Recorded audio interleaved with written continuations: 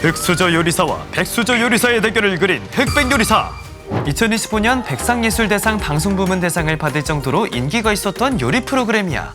특히 심사위원이었던 안성재 셰프는 당시 우리나라 유일의 미슐랭 3스타 셰프로서 사람들의 관심을 끌었는데 이분하게 익었네요.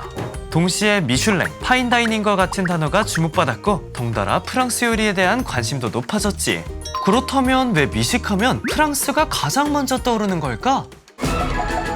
먼 나라 이웃나라.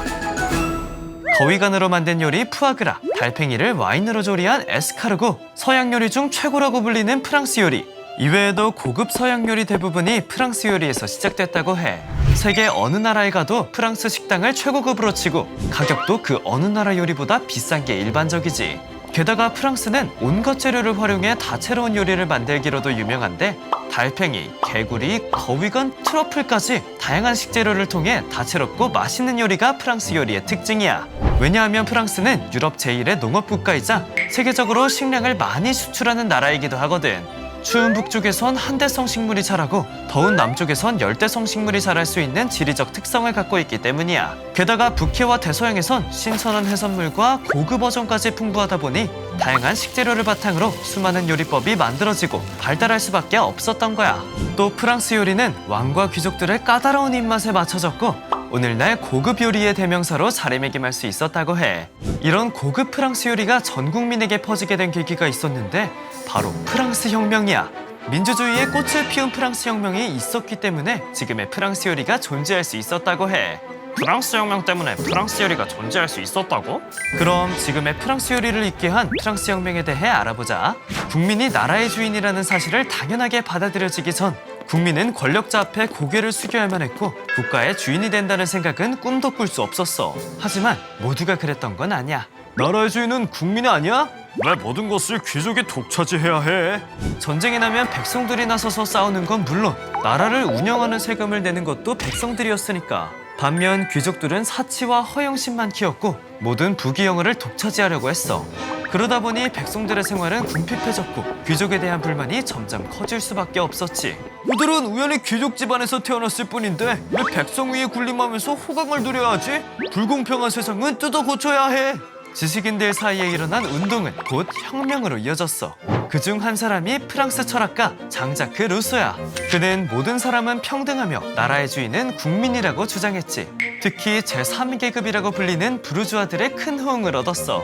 부르주아는 성직자나 귀족 밑에서 그들의 일을 도와주던 전문직 사람들로서 높은 사람들의 돈거래를 맡아본 은행가, 높은 사람들의 건강을 돌보던 의사, 장사로 많은 돈을 번 상인 등 평민 출신이지만 돈이 많은 부유한 사람들이었어. 하지만 귀족들에겐 평민 취급을 받으면서 무시당하던 자들이 바로 부르주아였지.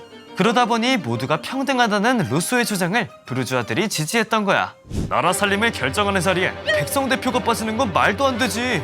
웃기지 마. 전한 것들이 감히 정치에 끼어들려고 해? 귀족들은 당연히 반발했고 부르주아 세력과 귀족 세력은 계속해서 충돌할 수밖에 없었어.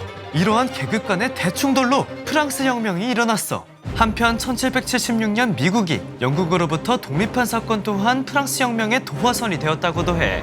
무엇보다 프랑스는 미국이 독립할 수 있도록 군대와 무기를 지원해줬고 그 과정에서 오히려 살림이 파산지경에 이르렀던 거야. 결국 나날이 심해지는 차별과 도탄에 빠진 나라 살림에 참다 못한 시민들이 거리에 나섰고 1789년 7월 14일 시민들이 바스티유 요새를 습격하면서 프랑스 혁명이 본격적으로 시작됐어. 당시 바스티유 요새에는 화약과 탄환이 가득했을 뿐만 아니라 정치범을 수감하는 감옥으로서 절대 왕정의 상징이었다고도 해.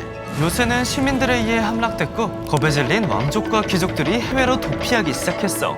실제로 루이 16세는 가족과 함께 오스트리아로 야반 도주를 하다가 시민들에게 붙잡혔고 국왕이 국민을 배신했다! 전원왕은 없는 이만 못하다! 왕을 폐위하자는 목소리가 점점 높아졌어.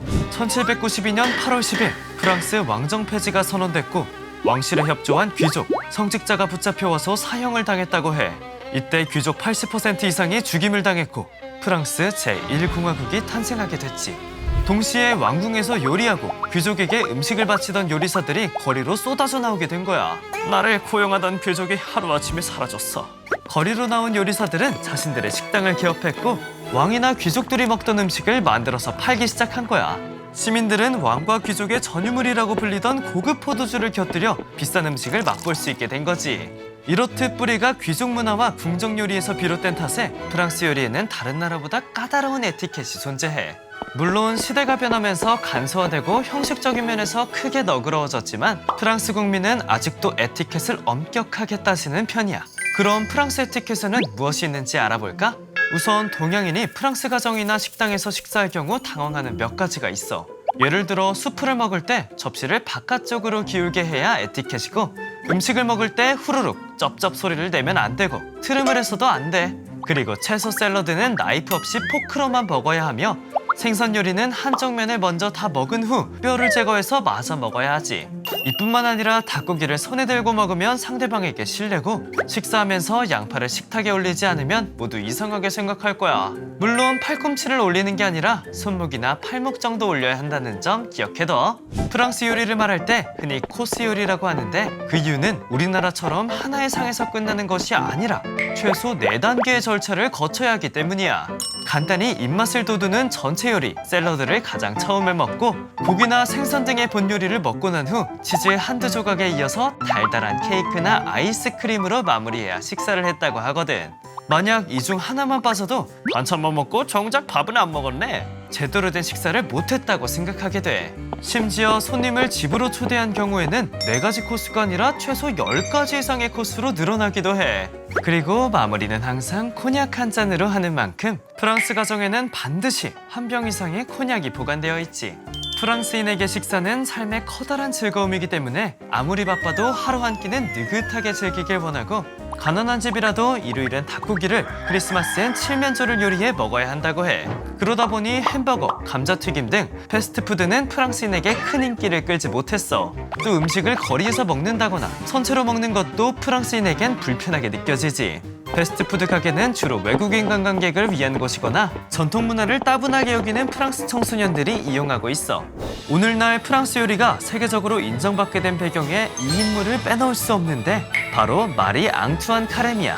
카렘은 위대한 프랑스 요리의 구세주라는 별명으로 불렸어. 프랑스 혁명 직전 가난한 집에서 태어난 카렘은 굶지 않기 위해 주방에서 요리를 배웠고, 35세에 세계에서 가장 유명한 요리사가 됐어. 하지만 그는 뛰어난 요리 기술보단 직접 쓴 요리책으로 더 인정받는 요리사였어. 특히 프랑스 거장 요리사들이 그의 요리책을 성경처럼 여겼고, 카렘 저번에 적긴 것보다 후추를 덜 넣었잖아, 앞다투어 자신들이 카렘의 제자임을 자청했어. 나는 카렘의 직계 제자임, 나는 정통파 제자임. 카렘이 출판한 요리책에는 프랑스 전통 궁중, 귀족 요리의 조리법이 적혀 있었고, 프랑스 요리의 규격과 음식을 다루는 격식까지 규정해둠으로써 프랑스 식사 문화 체계를 최초로 만들어낸 인물인 거야. 프랑스 고급 식문화를 세계적으로 전파했다 해도 과언이 아니지. 혹시 엥겔 지수라는 말 들어봤어? 생활비 중 먹는 데 쓰는 돈의 비중이 클수록 그 가정이나 나라가 가난하다는 것이 엥겔 지수야. 아무리 가난해도 사람은 먹고 살아야 하기 때문에 먹는 데 들어가는 돈의 비중이 클 수밖에 없다는 거지. 그러나 프랑스만은 그 이론도 예외야. 프랑스의 엥겔 지수는 선진국 중 높은 편에 속하거든. 프랑스 사람들에게 먹는 것은 살기 위한 수단이 아닌 하나의 문화이자 여가 활동이기 때문이야. 그러다 보니 프랑스의 한 타이어 회사에선 프랑스에 있는 맛집을 선정하기 시작했고, 맛집을 미슐랭이라고 부르면서 사람들에게 알려줬어.